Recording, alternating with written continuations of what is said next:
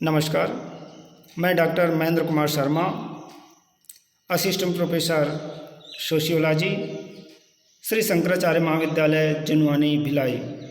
आज मैं बीए अंतिम वर्ष के विद्यार्थियों के लिए समाजशास्त्र विषय के अंतर्गत द्वितीय प्रश्न पत्र सामाजिक अनुसंधान की पद्धतियाँ में से सामाजिक सांख्यिकी विषय पर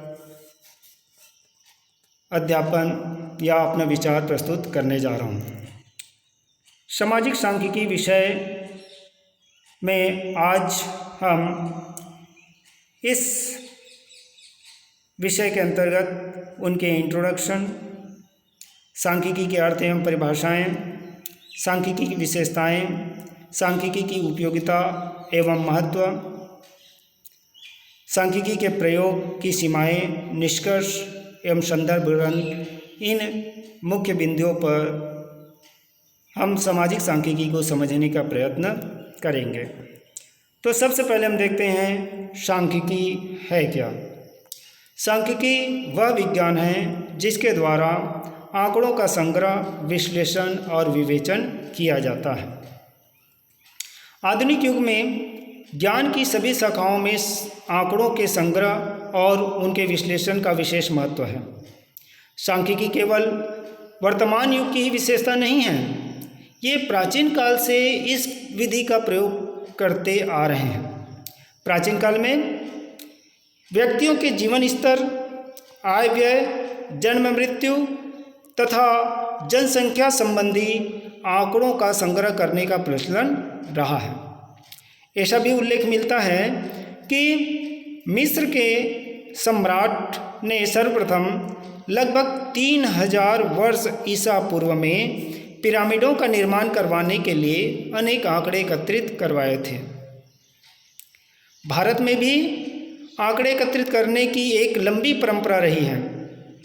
चंद्रगुप्त मौर्य के शासनकाल में सेना, राजस्व, भूमि के वितरण, जन्म मृत्यु तथा आय व्यय के संबंध में व्यवस्थित रूप से आंकड़ों का संग्रह करने का उल्लेख मिलता है।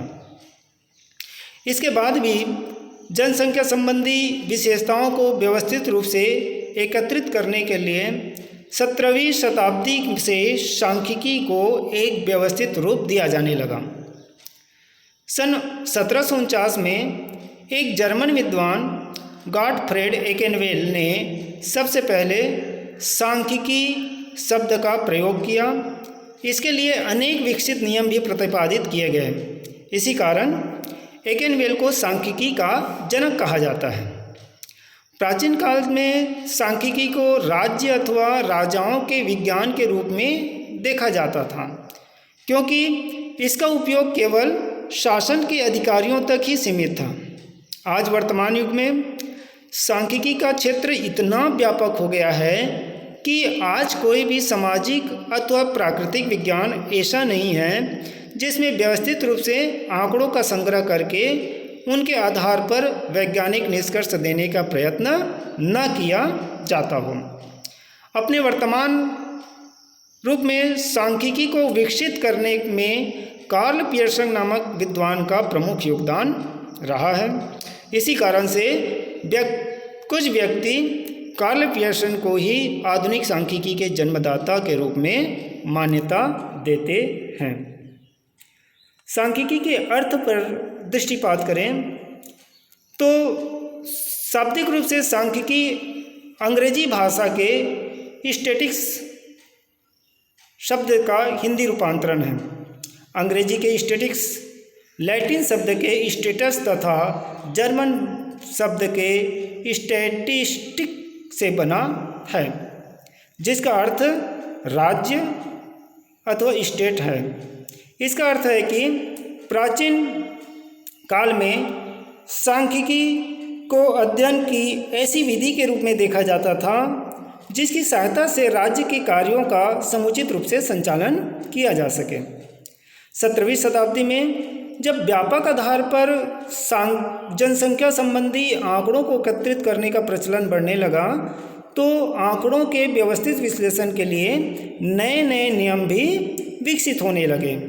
इसी आधार पर सांख्यिकी का प्रयोग किया जाने लगा और इसे दो अर्थों में किया जाने लगा। एक अर्थ सांख्यिकी विज्ञान से माना गया और दूसरा अर्थ आंकड़ों या समंकों से माना गया।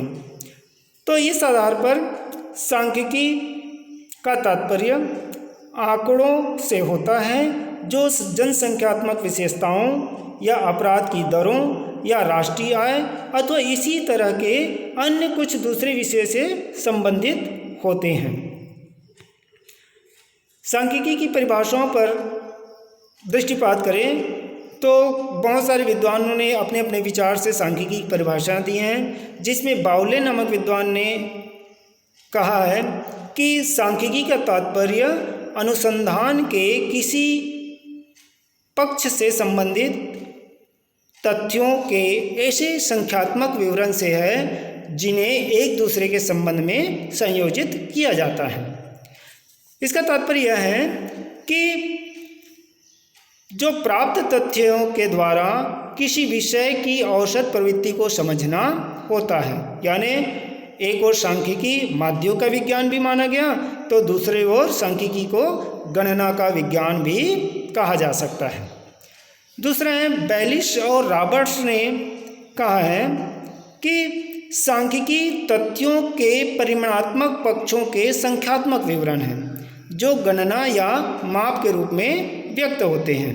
अर्थात कहने का तात्पर्य है कि सांख्यिकी वह तथ्यों के परिणाम को बतलाता है जो कि संख्या के आधार पर होता है और इसे गणना या माप के द्वारा ही व्यक्त किए जाते हैं।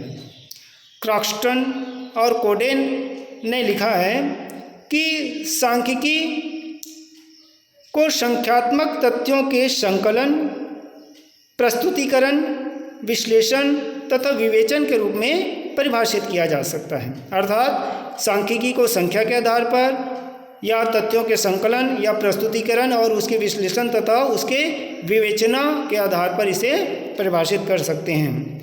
इसका तात्पर्य है इस आधार पर इन परिभाषाओं के द्वारा यह कह सकते हैं कि सांख्यिकी वह विज्ञान है जो तथ्यों के परिमाणात्मक पक्ष का अध्ययन करने तथा कुछ विशेषताओं को संख्यात्मक निष्कर्षों के रूप में प्रस्तुत करने में सहायता देता है। यानी सांख्यिकी के द्वारा ऐसे परिणाम प्राप्त किए जा सकते हैं जिनसे विभिन्न दशाओं के बीच कार्य और कारण के संबंध को स्पष्ट करके एक सामान्य निष्कर्ष पर पहुंचा जा सके। तो ये कुछ विद्वानों ने अपने परिभाषाएं दी है सांख्यिकी के।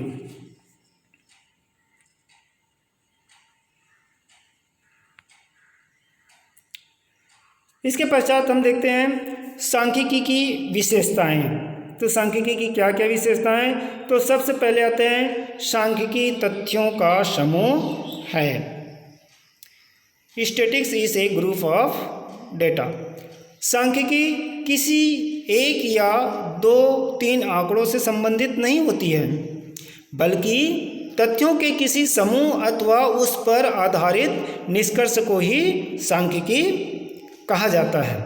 जैसे हम उदाहरण के लिए ले लें कि जब बहुत से लोगों की मासिक आय के आधार पर हम उन सभी की मासिक आय का औसत प्राप्त करते हैं, यानी कि बहुत से लोगों को उनके मासिक आय के आधार पर यदि हम गणना करें तो एक औसत आय निकालते हैं, तो यह संबंध सांख्यिकी माना जाता है।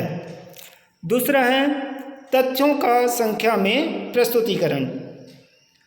सांख्यिकी का संबंध किसी तथ्य को अच्छा, बुरा, सामान्य, उचित अथवा अनुचित आदि के रूप में प्रस्तुत करने से नहीं होता है, बल्कि इसके द्वारा प्रत्येक निष्कर्ष को प्रतिशत के रूप में या अनुपात के रूप में या औसत के रूप में या विचलन के रूप में संख्याओं के द्वारा प्रदर्शित किया जाता है। इसलिए सांख्यिकी में तथ्यों का संख्या में प्रस्तुतिकरण किया जाता है। तीसरी विशेषता है पूर्व निर्धारित उद्देश्य। यानी सांख्यिकी की एक प्रमुख विशेषता यह है कि इससे आंकड़े और समंक एक पूर्व निर्धारित उद्देश्य को लेकर के एकत्रित किए जाते हैं। यानी अनुसंधानकर्ता जिस उद्देश्य को लेकर के अनुसंधान कार्य कर रहे हैं, उस अनुसंधान के उद्देश्य को लेकर के ही वह तथ्यों का संकलन या आंकड़े एकत्रित करते हैं।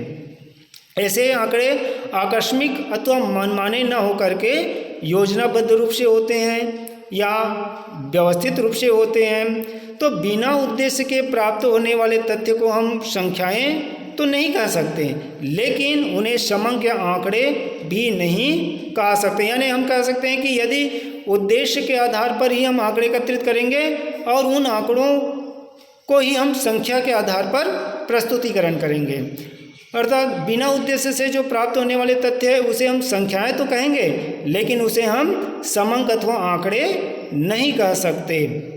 तो इस प्रकार से उद्देश्य के आधार पर ही जो आंकड़े हम एकत्रित करते हैं, जो तथ्य एकत्रित करते हैं, उन तथ्यों को ही समंक या आंकड़े कह सकते हैं। इसलिए इस जिन प्रविधियों के माध्यम से तथ्यों को संग्रहित करते हैं वह उसका कुछ उद्देश्य पहले ही निर्धारित होता है। अगला विशेषता है तुलना का आधार। यानी सांख्यिकी का संबंध व्यवस्थित रूप से एकत्रित किए जाने वाले उन आंकड़ों से होता है जिनकी आपस में तुलना की जा सके। ऐसी तुलना केवल तभी संभव होती है जब तुलना की श्रेणी में सजाती अथवा एकरूपता होता है। जैसे उदाहरण के रूप में हम ले लें कि यदि हम विभिन्न वर्गों की आय तथा उनकी शिक्षा से संबंधित आंकड़े एकत्रित करें तो उनकी तुलना इसीलिए की जा सकती है कि शिक्षा का लोगों की आय से एक प्रत्यक्ष संबंध होता है। तो इस प्रकार से सांख्यिकी के द्वारा हम तुलनात्मक रूप से अध्ययन कर सकते हैं जिनका आपस में कुछ न कुछ संबंध बना हुआ रहता है। फिर अगली विशेषता है आंकड़ों की शुद्धता। तो आंकड़ों की शुद्धता का संबंध विषय की प्रकृति और एक विशेष परिस्थिति से होता है। इसके अतिरिक्त सांख्यिकी से संबंधित केवल उन्हीं आंकड़ों को परिशुद्ध माना जाता है जो मात्रा में इतने हो कि उनके आधार पर एक उपयोगी निष्कर्ष निकाल सकें। अतः जो अनुसंधानकर्ता अनुसंधान के द्वारा जो आंकड़े जो तथ्य प्राप्त करते हैं उन आंकड़ों में शुद्धता होनी चाहिए। यानी सांख्यिकी के प्रयोग के द्वारा हम आंकड़ों की शुद्धता को बनाए रखने में कामयाब होते हैं, जिससे हम एक उपयोगी और उचित निष्कर्ष को प्राप्त कर सकते हैं। फिर अगली विशेषता है आंकड़ों का व्यवस्थित रूप से संकलन करना। तो सांख्यिकी का एक प्रमुख विशेषता इसके अंतर्गत उन आंकड़ों का समावेश होना है जो व्यवस्थित रूप से संकलित किए गए हों। यदि बिना किसी योजना के कुछ आंकड़े एकत्रित हो जाए तो ऐसे समंकों के समूह को सांख्यिकी नहीं कहा जा सकता। इसलिए व्यवस्थित रूप से संकलित किए गए आंकड़ों के आधार पर ही हम इनका विश्लेषण आसानी से कर सकते हैं या अनुसंधानकर्ता उनका विश्लेषण आसानी से कर सकता है। फिर अगली विशेषता है विभिन्न दशाओं से प्रभावित। एक विज्ञान के रूप में सांख्यिकी से संबंधित आंकड़े अनेक दशाओं से प्रभावित होते हैं। जैसे यदि हमें किसी विशेष समुदाय के जीवन स्तर से संबंधित आंकड़े संग्रह करना हो तो विभिन्न अवधियों में वस्तुओं की कीमतें, जीवन व्यतीत करने की आदतें, व्यक्ति की मानसिक योग्यता तथा श्रम की प्रकृति आदि अनेक ऐसी दशाएं हैं जो जीवन स्तर से संबंधित आंकड़ों को प्रभावित करती हैं, क्योंकि ये निरंतर जो है बदलती जाती है, परिवर्तन होता जाता है। इसलिए सांख्यिकी का उपयोग करते समय हम संबंधित आंकड़ों के अनेक दशाओं से प्रभावित होने का भी ज्ञान प्राप्त कर सकते हैं, उनका विश्लेषण कर सकते हैं। फिर अगले संगणना या निदर्शन पर आधारित। तो सांख्यिकी के अंतर्गत आने वाले जितने भी आंकड़े हैं वह अनेक पद्धतियों या प्रविधियों पर ही आधारित होते हैं। यदि आंकड़ों का संकलन करने के लिए अनुसंधान का क्षेत्र सीमित होता है तो उसे संगणना विधि के आधार पर विषय से संबंधित सभी इकाइयों के बारे में समंक एकत्रित किए जाते हैं। दूसरी ओर यदि अनुसंधान का क्षेत्र विस्तृत हो तो अध्ययन विषय से संबंधित सभी इकाइयों में से कुछ प्रतिनिधि इकाइयों का चयन करके उन्हीं से संबंधित आंकड़े एकत्रित करते हैं। तो सांख्यिकी विधि की ये विशेषताएं संगणना तथा निदर्शन पर आधारित होता है। फिर अगली विशेषता है सामान्य प्रवृत्तियों का अध्ययन। तो सांख्यिकी एक ऐसा विज्ञान है जो विभिन्न आंकड़ों के आधार पर किसी न किसी विषय से संबंधित सामान्य प्रवृत्तियों को स्पष्ट करता है। यानी सांख्यिकी एक ऐसी विज्ञान है जो आंकड़ों के आधार पर ही वह विषय की प्रवृत्तियों को स्पष्ट करता है। जैसे हम देख लें कि यदि एक विशेष समाज के में कार्य की दशाओं, उनके स्वास्थ्य के स्तर, उनके मासिक आय, जन्म दर तथा मृत्यु दर आदि से संबंधित आंकड़े यदि एकत्रित किए जाए तो उनके आधार पर उसी प्रकार के दूसरे समाजों में भी जनसंख्या संबंधित सामान्य प्रवृत्तियों को आसानी से समझ सकते हैं। तो इस प्रकार से सांख्यिकी की ये कुछ विशेषताएं हैं। आगे हम देखते हैं सांख्यिकी की अनुसंधान में क्या उपयोगिता है, इनके क्या महत्व है। तो पहला आता है संख्यात्मक विवेचन। कुछ समय पहले तक सांख्यिकी के द्वारा केवल उन्हीं विषयों से संबंधित आंकड़े प्राप्त किए जाते थे जिनकी संख्या में माप की जाती थी, लेकिन आज समाज में विज्ञानों में मनोवृत्तियों की माप करने वाले पैमानों का विकास हो जाने के कारण लोगों के विचारों और मनोवृत्तियों से संबंधित सांख्यिकी को भी एकत्रित करना संभव हो गया है।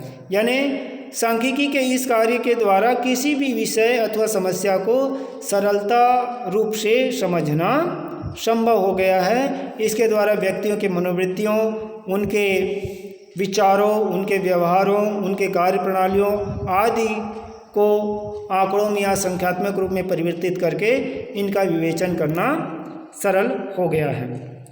दूसरा हम देखते हैं समंकों को सरल बनाने में सहायक।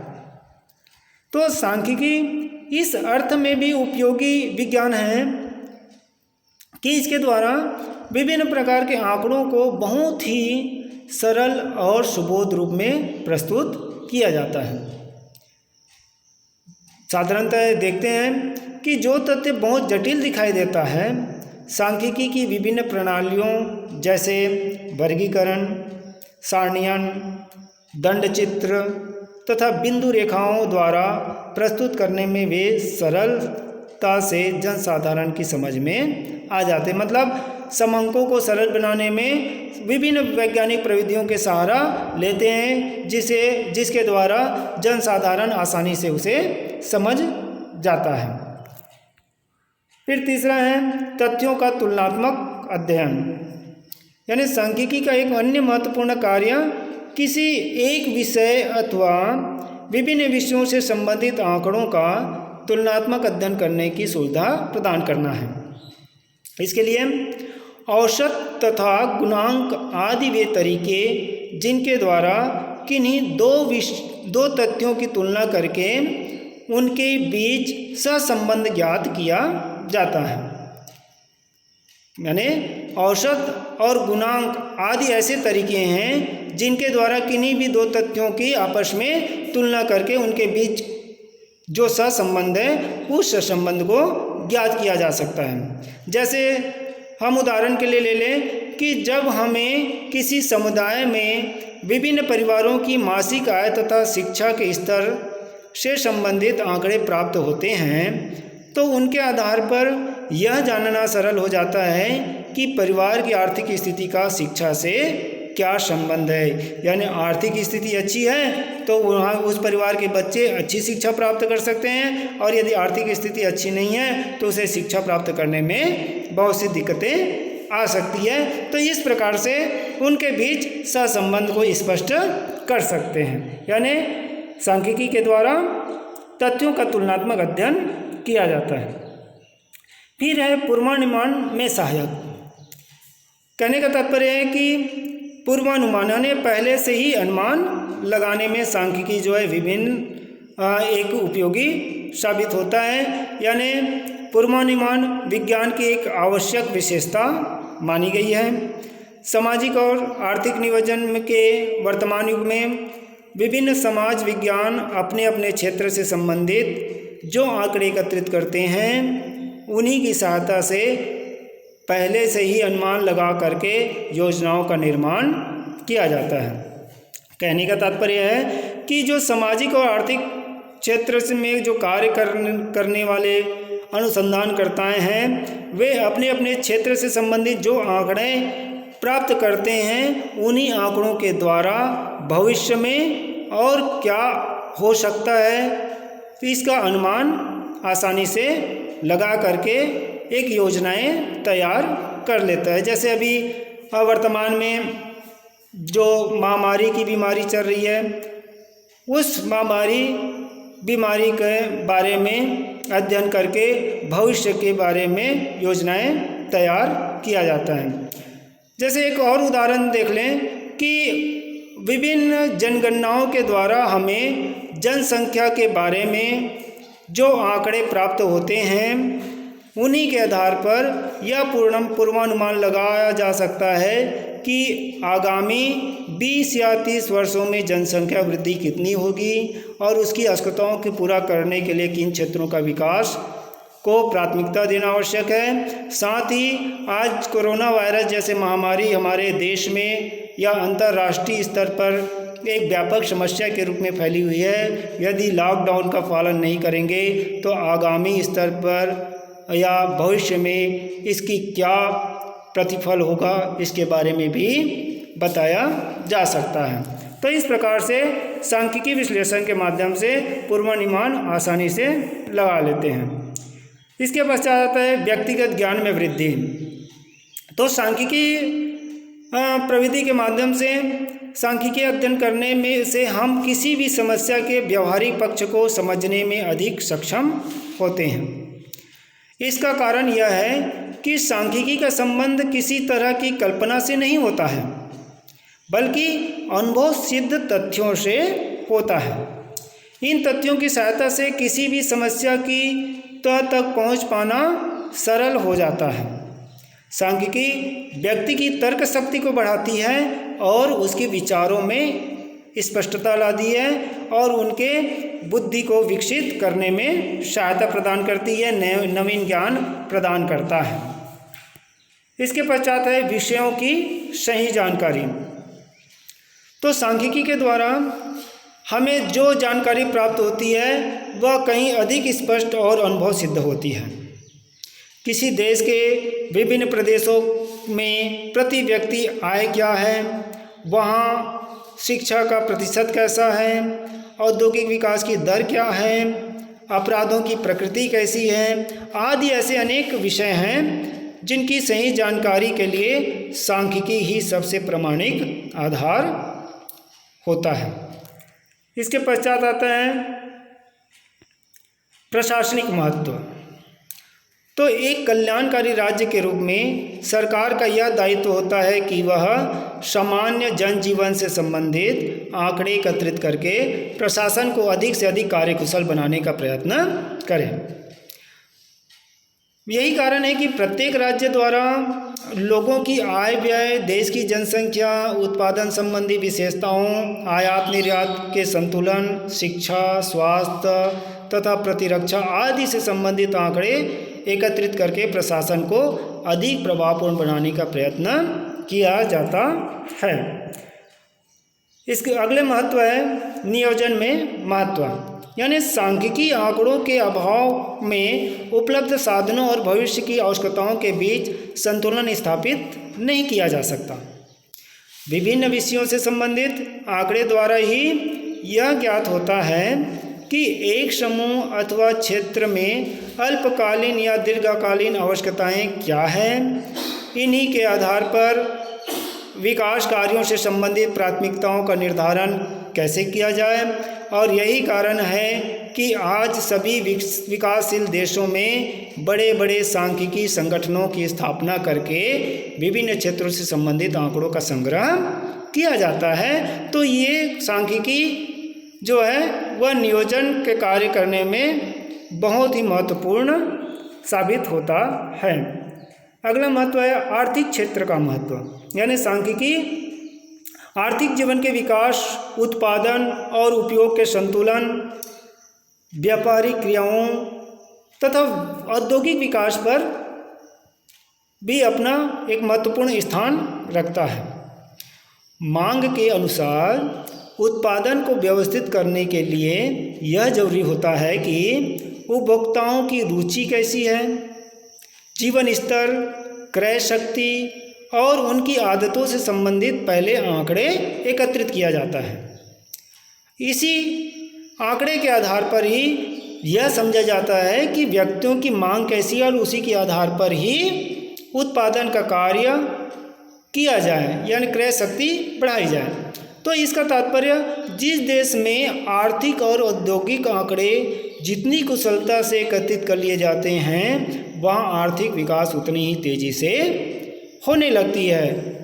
तो इस आधार पर यही कहा जा सकता है कि किसी भी उत्पादन के कार्य को प्रारंभ करने के पहले यह जानना आवश्यक होता है कि उस देश में लोगों की कैसी आदतें हैं, उनकी रुचि किस प्रकार से हैं। तो इन आदतों और रुचियों के आधार पर पहले आंकड़े एकत्रित किया जाता है और यह कार्य जो है सांख्यिकी प्रविधि से ही पूर्ण होती है। इसके पश्चात है सामाजिक अनुसंधान में महत्व। तो यह सच है कि सामाजिक घटनाएं एक बड़ी सीमा तक गुणात्मक और अमूर्त होती हैं, जो हमें दिखाई नहीं देता, सिर्फ हम महसूस कर सकते हैं। लेकिन सांख्यिकी एक ऐसा आधार है जिसकी सहायता से इन घटनाओं से संबंधित सामान्य प्रविधियों को आसानी से समझा जा सकता है।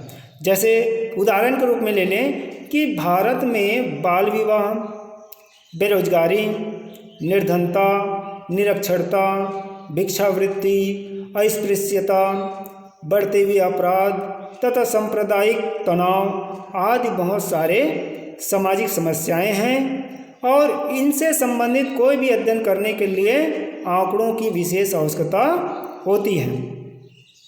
और जब तक इन आंकड़ों को एकत्रित नहीं करेंगे, इनका विश्लेषण नहीं करेंगे, विवेचन नहीं करेंगे, तब तक इन समस्याओं का समाधान नहीं हो सकता। तो सामाजिक अनुसंधान में सांख्यिकी के महत्व को इस महत्व है कि सबसे पहले इन समस्याओं का समाधान करने के लिए आंकड़े एकत्रित किया जाए, उनका विश्लेषण और विवेचन किया जाए, तभी एक समाधान हमें प्राप्त होगा। यानी इन समस्याओं के कार्य कारण को स्पष्ट करना पहले आवश्यक होता है। तो यह कार्य इस कार्य में सांख्यिकी जो है विशेष उपयोगिता निभाती है।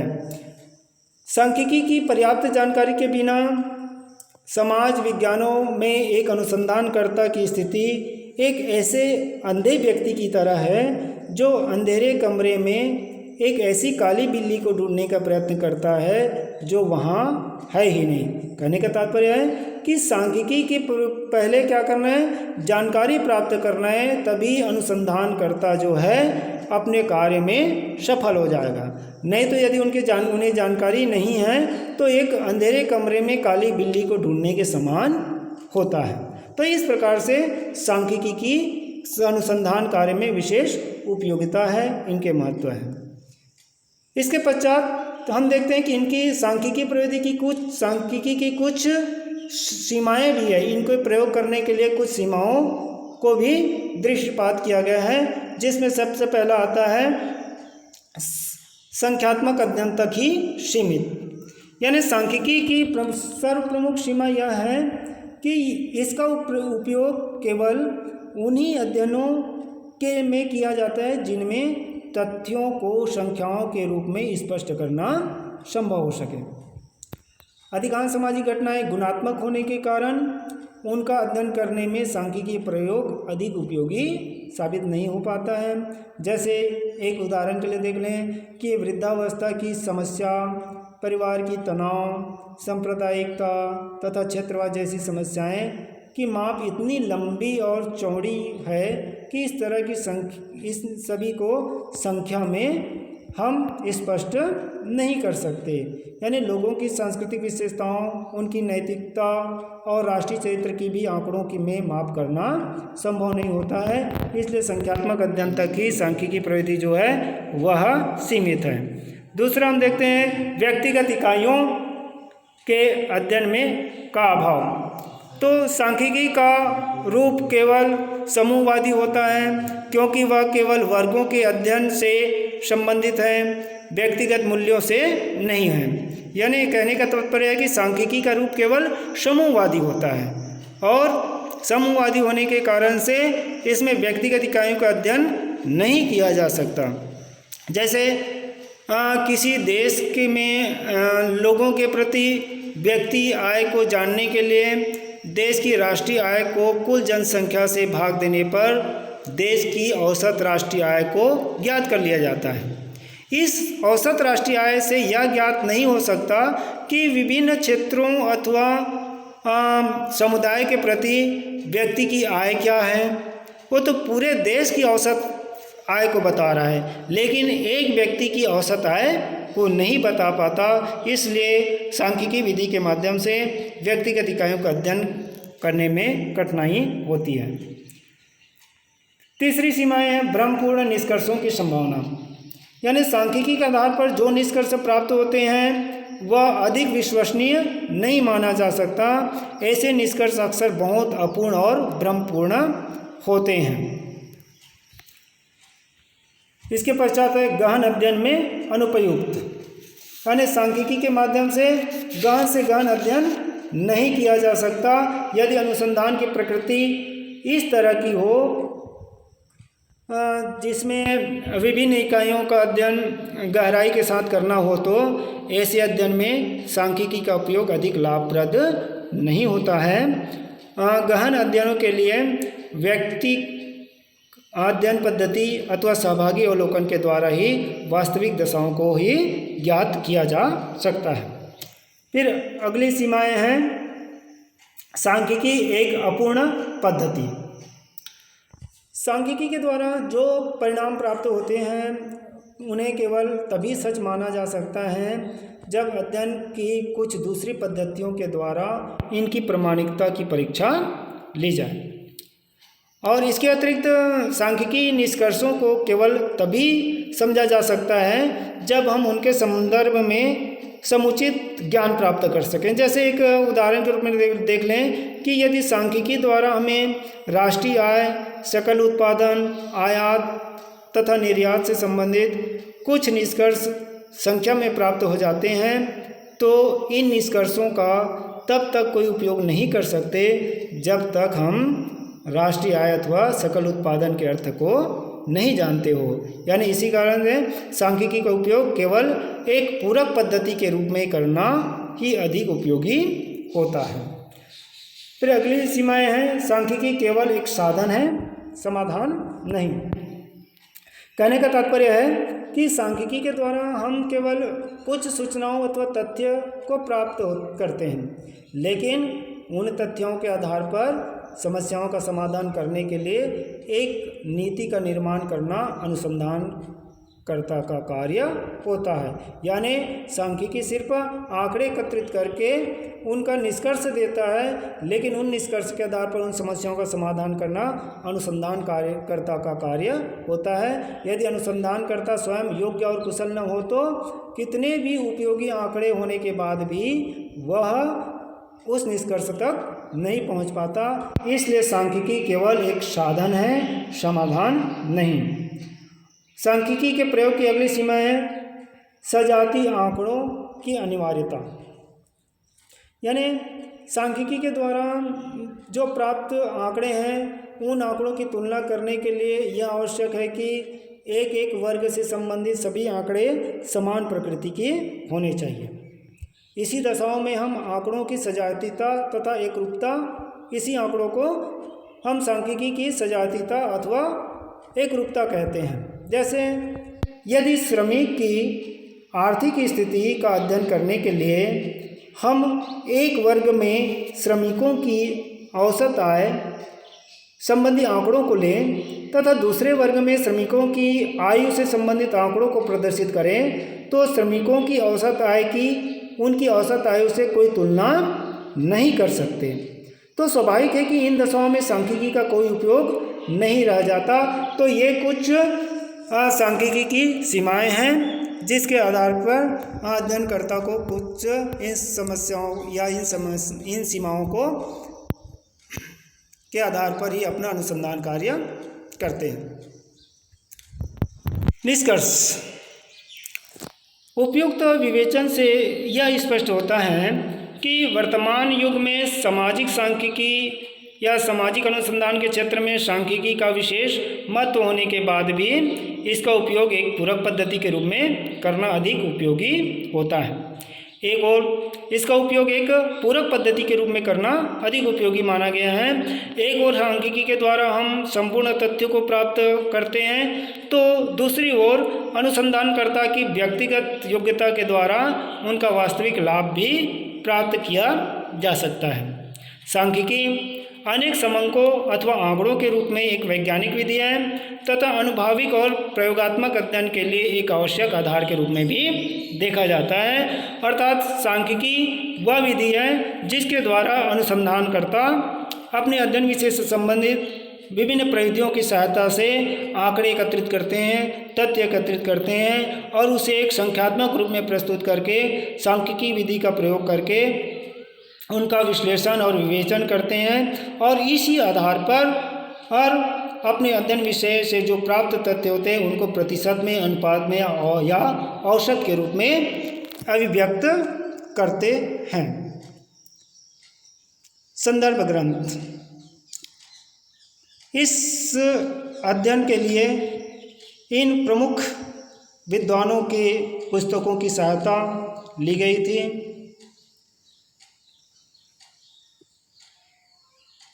धन्यवाद। जय हिंद। Thank you.